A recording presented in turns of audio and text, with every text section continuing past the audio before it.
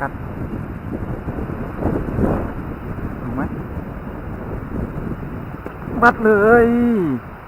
ไม่ใช่ลงคอแล้วบอกขนาดนี้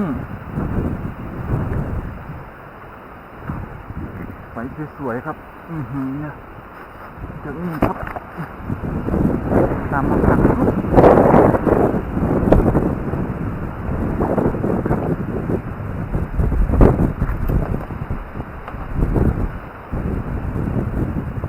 ทวินมินิตีแหลกไม่แดกย้ายหมายมาช่อนใช้3 ขีด